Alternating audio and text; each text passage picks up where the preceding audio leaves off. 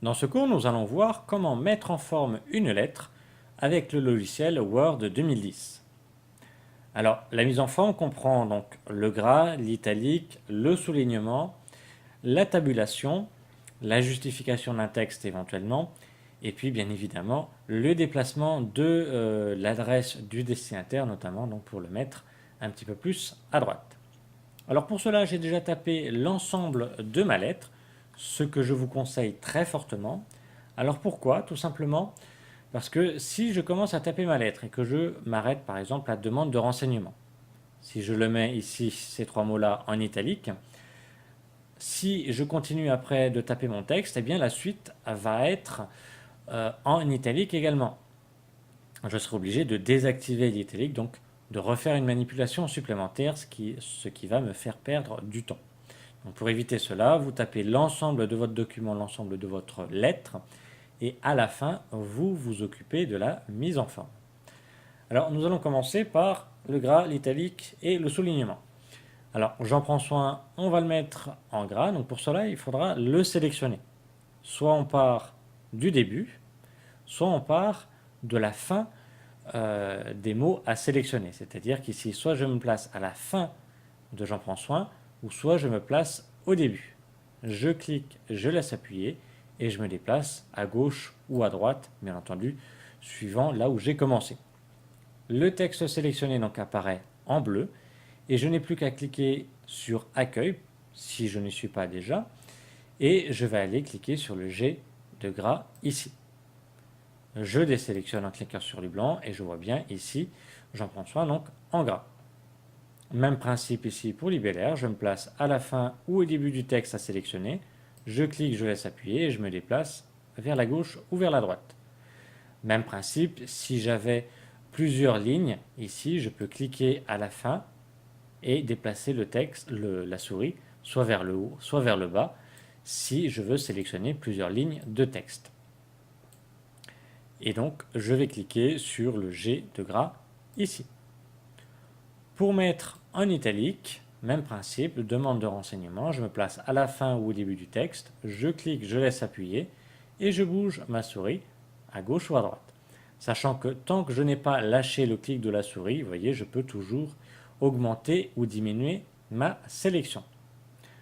Le fait de sélectionner un texte signifie pour Word, ben voilà, je veux travailler sur ce texte-là et après, on va lui dire quoi faire, c'est-à-dire ici, le mettre en italique, donc je vais cliquer sur le i.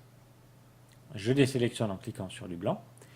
Et pour souligner, même principe, je me place à la fin ou au début du texte à sélectionner, je clique, je laisse appuyer et je déplace ma souris. Et je vais aller cliquer sur le S de souligner. Ou alors, vous avez un raccourci quand vous venez de sélectionner, juste après, voyez, vous avez en transparent, juste au-dessus, des icônes qui apparaissent. Et si je déplace la souris juste vers le haut, mes icônes apparaissent vraiment en clair, en foncé, ici, et je n'ai plus qu'à cliquer sur G comme gras, I comme italique et S comme souligné. Cela revient au même que d'aller dans le menu Accueil ici, G, I, S. Pour retirer le soulignement ou l'italique ou le gras, je resélectionne les mots concernés et je vais recliquer sur le I, sur le G, sur le S, suivant ce que j'ai mis. Voilà. Voilà donc pour le gras, l'italique et le soulignement. Maintenant pour une tabulation. Sachant que dans l'objet, la civilité et le début de chaque paragraphe, vous avez ce qu'on appelle une tabulation, c'est-à-dire c'est un retrait d'1,25 cm exactement. Vous pourrez regarder n'importe quelle lettre, généralement c'est la présentation type. Alors les tabulations, je vous conseille par contre, elles, de les mettre directement quand vous tapez le texte, c'est plus pratique. Donc pour en rajouter, je vais cliquer au début du mot ici, parce qu'une tabulation, donc c'est un retrait, c'est un décalage de texte, et je vais appuyer sur la touche tabulation que vous avez en haut à gauche de votre clavier, à gauche du A. Ce sont donc les deux flèches qui vont donc en sens inverse, juste à côté de la touche A. J'appuie une fois dessus et automatiquement mon texte ici se décale de 1,25 cm. Je fais la même chose avec ma civilité, donc je me place au début et j'appuie sur la touche tabulation. Donc le mieux, je vous le répète, c'est de mettre directement les tabulations quand vous tapez le texte, là vous allez gagner du temps. Donc ici, tabulation, je place mon curseur toujours avant ma phrase et je tabule pour chaque début de paragraphe. Pour maintenant l'alignement de l'adresse du destinataire, il faudrait donc l'amener vers 10 cm ici. Donc 10 cm, ça représente une longueur par rapport au bord de la page de 12,5 cm. Et oui, parce que on a ici par défaut 2 cm et demi de marge. Et ici, la marge donc, commence à 0. Et ici, on a 10. Donc on a 10 cm ici entre là et le début de la marge, auquel il faut rajouter 2 cm et demi pour arriver à la bordure de la page. Alors 9-10 cm, c'est très bien de mettre l'adresse ici, mais pas avant 9. Tout simplement si votre lettre, si vous l'imprimez et si vous la mettez dans une enveloppe à fenêtre, eh bien l'adresse va se mettre au bon endroit. Donc pour décaler cette adresse, je vais bien évidemment la sélectionner pour dire à Word que je veux travailler sur cette adresse. Tout simplement, je vais me placer soit au début, soit à la fin de l'adresse du destinataire. Je clique, je laisse appuyer et je me déplace à gauche et vers le haut pour sélectionner les 3 lignes. Puis pour la déplacer, j'ai en haut, donc dans la règle ici, qui m'indique le nombre de centimètres, j'ai ici une espèce de sablier qui en fin de compte regroupe 3 outils. 3, en commençant par le premier, donc c'est un petit triangle, vous voyez, avec le pic vers le bas, qui s'appelle retrait de la première ligne. Donc là, ça va faire un retrait, appliquer un retrait uniquement à la première ligne d'un paragraphe, ce qui n'est pas le cas dans notre exemple. Le deuxième, c'est le triangle ici, mais qui est tourné de l'autre sens, qui est le retrait négatif, qui là va décaler le texte, donc faire un retrait de l'ensemble du paragraphe, sauf de la première ligne, qui ne nous concerne pas là non plus, puisque nous, on veut décaler l'ensemble des lignes. Eh bien, on va s'attaquer, on va utiliser le dernier, c'est-à-dire le petit carré qui est ici, en plaçant la pointe, vous voyez, de la flèche sur ce petit carré. Il faut que retrait à gauche apparaisse, c'est son nom. Et là, ça va décaler l'ensemble du texte sélectionné. Alors, j'ai sélectionné mon texte, je place la pointe de la souris. Il ne faut pas que j'ai les doubles flèches, il faut que j'ai simplement ma flèche ici classique, le bout de la flèche sur le petit carré, retrait à gauche. Je clique, je laisse appuyer et je vais me déplacer à l'endroit voulu, c'est-à-dire 9-10 ici, par là.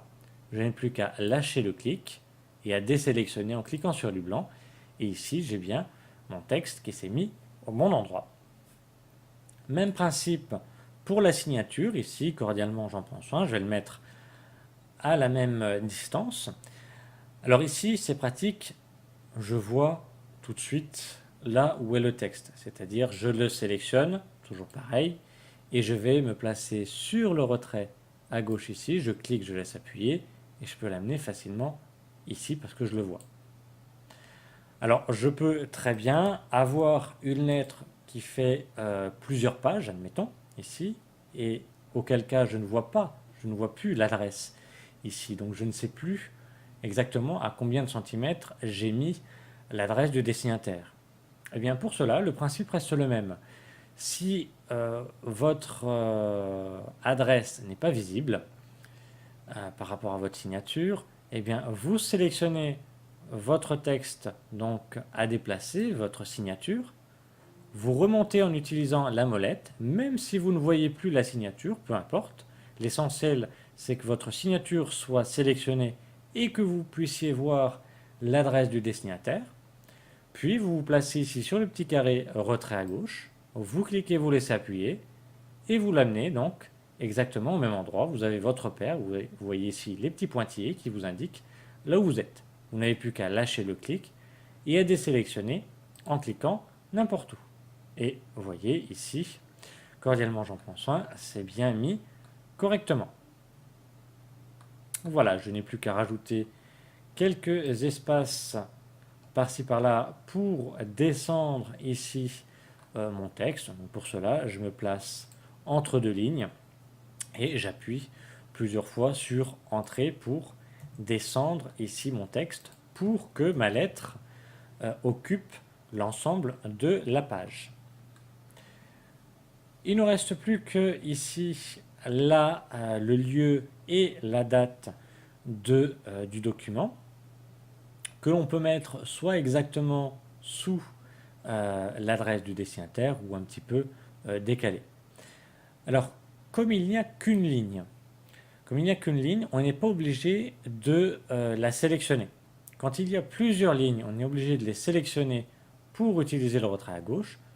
Quand il n'y a qu'une ligne à déplacer, eh bien on n'a plus qu'à cliquer pour placer le curseur sur la ligne à déplacer. On revient sur retrait à gauche ici. On clique, on laisse appuyer et on l'emmène là où on veut. On va un petit peu le décaler, on va le mettre à 8,5 par exemple. Voilà. Alors pour utiliser le retrait ici à gauche, quand on a plusieurs lignes, on sélectionne les trois lignes et on déplace ce petit curseur. Et quand on n'a qu'une ligne, on clique dessus pour placer le curseur sur le texte à déplacer et on déplace le curseur du retrait à gauche. Voilà, nous avons vu comment mettre en forme une lettre avec le logiciel Word 2010.